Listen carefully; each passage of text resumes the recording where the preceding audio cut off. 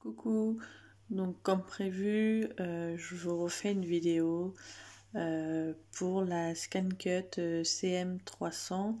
Donc du coup, il faudra télécharger ce logiciel sur votre PC. Donc du coup, il se présente comme ceci.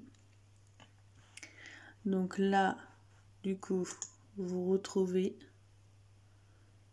le temps que ça recherche. Quand vous allez l'ouvrir, du coup, il y aura toujours cette page-là. Donc, en fait, c'est déjà des projets que la machine peut vous faire faire.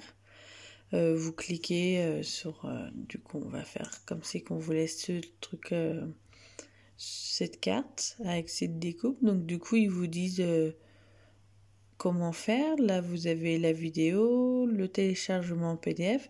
Donc, si vous cliquez dessus... Donc ça télécharge, comme vous pouvez voir. Donc là, du coup, hop, vous voyez que le dessin que j'ai sélectionné, du coup, il est sur ma page. Donc du coup, après, vous mettez le papier que vous voulez et toutes les découpes vont se faire. Du coup, la machine va vous dire en fait comment faire.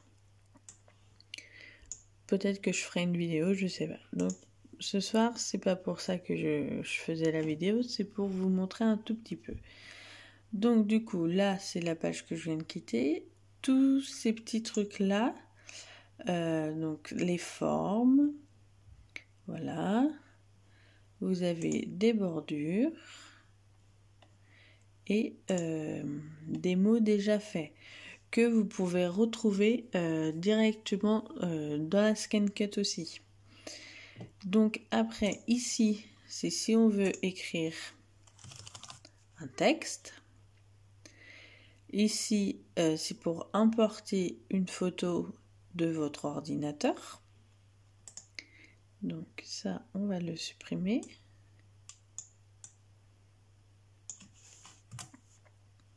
Voilà. Là, du coup, c'est pour le traçage d'image. Donc c'est si on va prendre une image sur Internet et que on veut la reproduire avec notre machine. Et celui-ci et celui-ci, en fait, c'est si vous voulez faire des dessins, si vous êtes doué avec votre souris.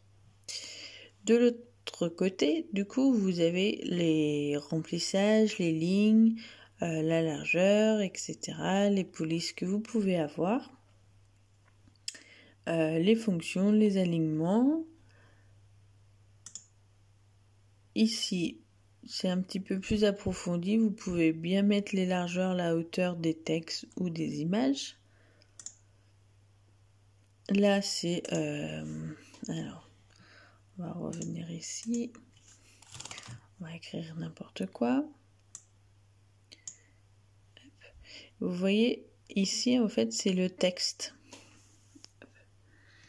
Donc là, le texte que j'ai écrit. Là, si je fais ça, du coup, on ne le voit pas. Si je remets sur l'œil, le texte y revient.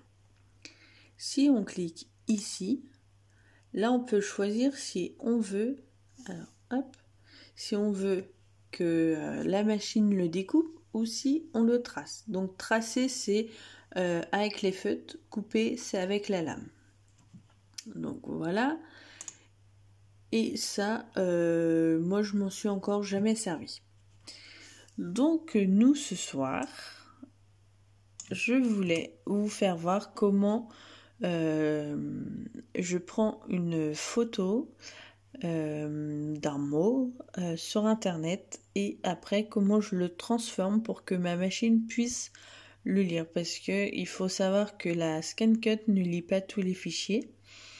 Du coup, il faut l'enregistrer comme vous voyez là en FCM. Donc c'est le nom des fichiers à transférer. Donc du coup, comme vous pouvez voir, moi là j'ai déjà téléchargé trois images où les polices m'intéressaient et où je n'avais pas les mots. Donc du coup, on va venir prendre notre image avec ceci. On vient prendre l'image sur notre ordinateur.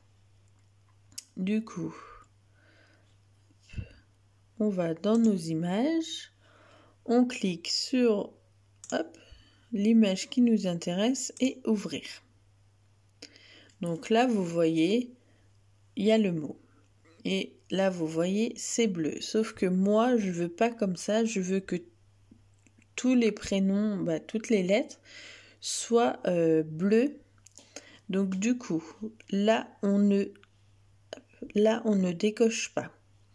On va venir cliquer ici. Et du coup, vous voyez, là, c'est la première solution. Donc, tracé et bord externe uniquement.